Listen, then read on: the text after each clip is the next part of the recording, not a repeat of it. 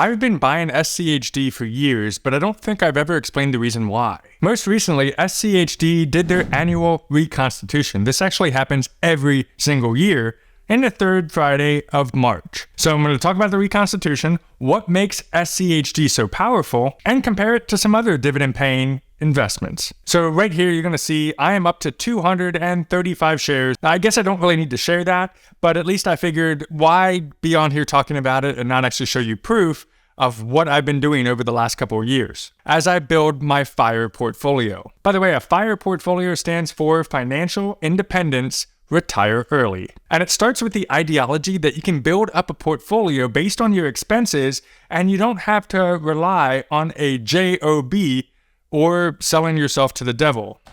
Not really sure which one's worse.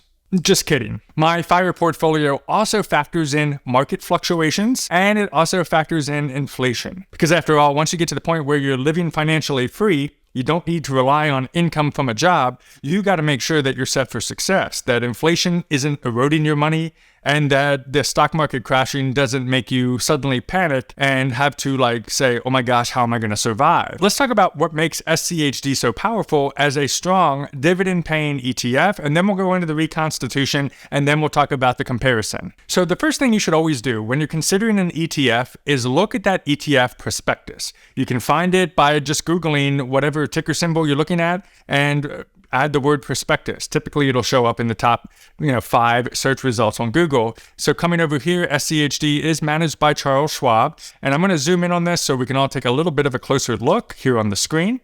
This one was updated in the beginning of this year in 2023. But I just want to point out a few important things. The very first thing is the annual expense fees, 0.06%. That's not a decimal. That's the percentage that you're charged. So what's really nice is they kind of give you an example based on $10,000 invested.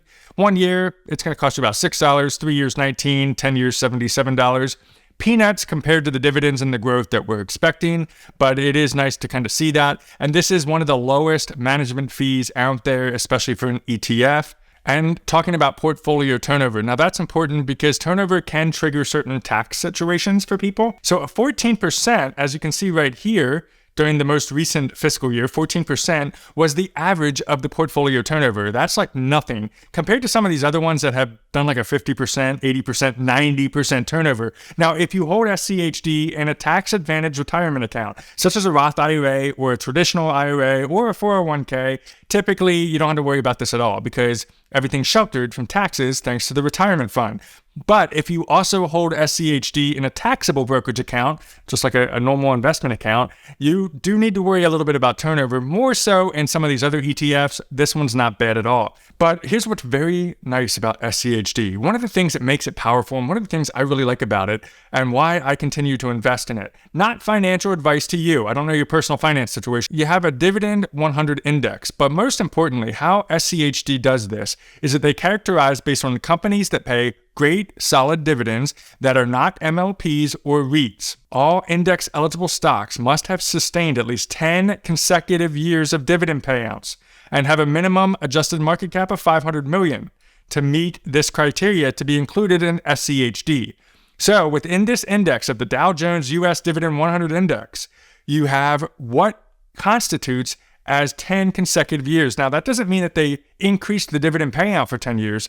That just means they continue to pay a dividend. So, there are companies that sometimes they have to cut their dividend back a little bit, but as long as they were consecutive and they didn't have to pay 0 dividends in any of those years of the last 10 years, they have a chance of getting included into SCHD. So that brings us to the other part of why this is so powerful, and that is the ranking system that it uses within the index. So first requirement, you have to have paid a consecutive dividend over the last 10 years. The second requirement is that they rank these companies, these 100 companies that are the holdings within the ETF of SCHD based on their dividend growth in the last 5 years. So if you've had really strong dividend growth and you meet the other requirements, you're ranked higher than some of these other companies, all within the top 100. The next thing that they look at is free cash flow to total debt. So those companies that are debt-free, that are just raking in the money, they're going to be ranked higher than the companies that have a little bit more debt and don't have as much free cash flow. Number 4, they have to have return on equity. That's the annual net income divided by the total shareholder equity. They have that. They also get ranked a little bit higher. And the last step is the expected forward yield. So they're looking at the forward yield, the forward dividend yield of the company. And based on a stronger expected forward yield, they're going to be also ranked higher. So they kind of put all these 5 things in a algorithm, and that's based on which one they're going to invest more money into versus less money into within the top 100. Now, let's talk about reconstitution, because we've talked about these requirements and what makes this ETF so powerful, but what about the reconstitution? Is this a good thing or a bad thing? Well, it happens every year. So if you've been a dividend investor for years, or you've held SCHD for years, you've gone through this time and time and time again. But this year, a lot more has happened because there's a lot more excitement, because we're kind of coming off of the 2021 high. Here's 2022, which was a recession a little bit. Let's call it what it was. And 2023 is uncertain. So a lot of things going on. But they take those values that we just looked at and they re-rank everything. So for example, here's what they're going to do. See, the original creation methodology was selecting the top 100 stocks. But during reconstitution, that any stock that already is in the index, that has already passed the game in the last year, is allowed to remain in the index in SCHD as long as its ranking places it in the top 200 stocks ranked by the sum of the 4 criteria that we described above. Of course, not the 10-year rule, because that indicates everything that they're looking at. This is the other 4 that we just discussed.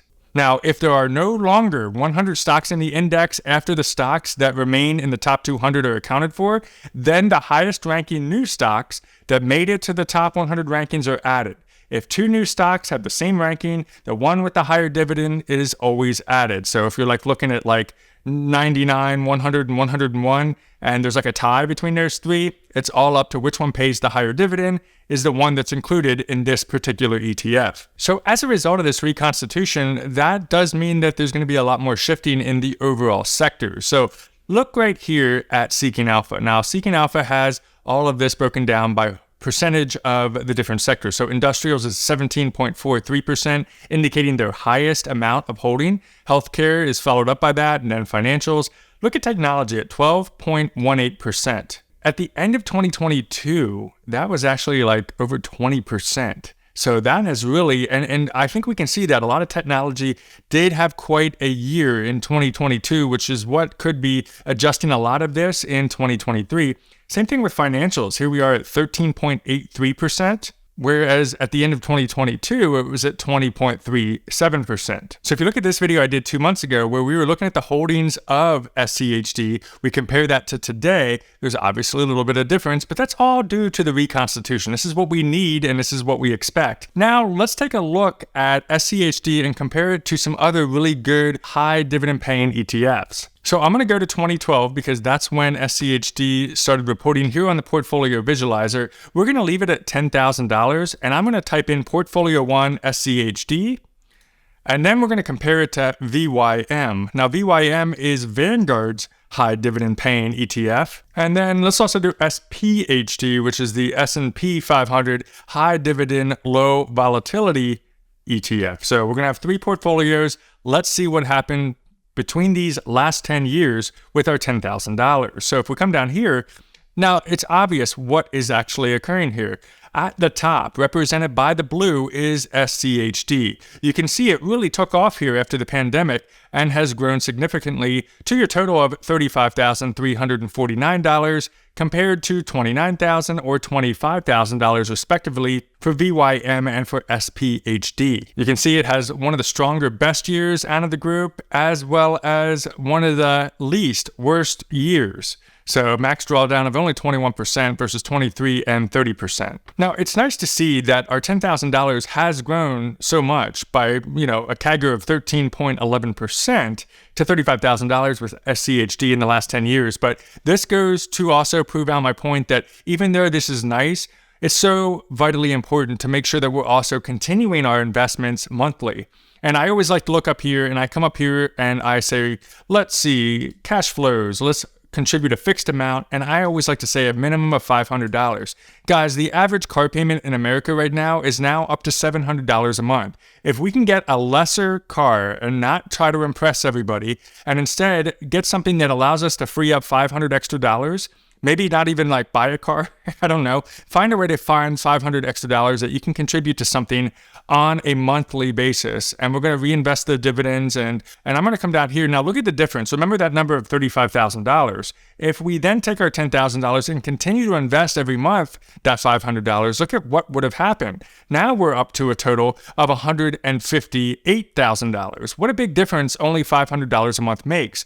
Now we're looking at a CAGR of 30.97%, and that's an average of about 13.11% based on our SCHD. And imagine those sweet, sweet dividends that we're getting with it as well. This, among two other funds, is what's making up my financial independence portfolio. And if you're interested in learning more about that, drop me a comment down below. But I gotta warn you about some mistakes that you can make as a dividend investor. It's easy to rush into some dividends based on high yields, or maybe they just pay a great dividend and you're like, that sounds great, sign me up. But don't make these 7 mistakes. Check out this video to make sure you're not making those mistakes, and we'll see you there.